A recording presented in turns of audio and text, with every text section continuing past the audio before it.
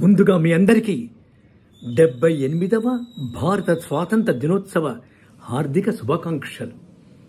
జననీ జన్మభూమిశ్చ స్వర్గాదపి గరీయసి అని శ్రీరామచంద్రుడు లంకను జయించిన తర్వాత లక్ష్మణుడు లంకా రాజ్యానికి పట్టాభిషేకము చేసుకోమని అడిగిన సందర్భంలో శ్రీరామచంద్రుడు శ్రీ వాల్మీకి రామాయణంలో ఈ అద్భుతమైన సూక్తిని నుడివారు.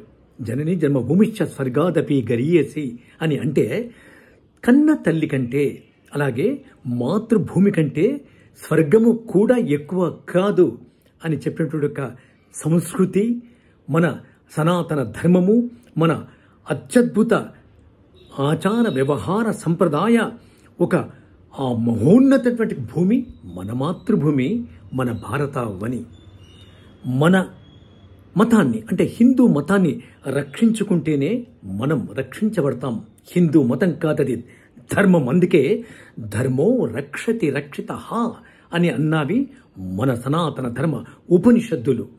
అలాగే ఏ పౌరుడైనా మన భారతదేశంలో కర్తవ్యాన్ని సరిగా నిర్వర్తిస్తే, దేశభక్తితో అనునిత్యం ఒక దాని కర్తవ్యంగా భావించి ముందుకు పోతే అన్ని రంగాలలో అభివృద్ధిని సాధించడం అది సుసాధ్యమే.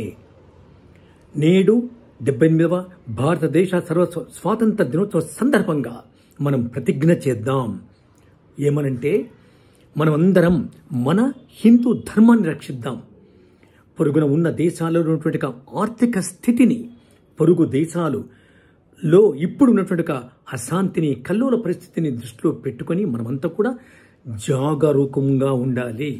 అలాగే ప్రతి ఒక్కరు కూడా ఒకరికై మరొకరు అన్నట్టుగా ఐకమత్యంగా ఉంటేనే మనము మన దేశాన్ని రక్షించుకుంటేనే స్వాతంత్రపరంగా, ఆర్థిక పరంగా కూడా మనము, మన కుటుంబాలు అన్నీ సుభిక్షంగా ఉంటాయనటంలో ఎలాంటి సందేహం లేదు అని మన స్వాతంత్ర దినోత్సవ సందేశంగా చెప్పుకోవచ్చు.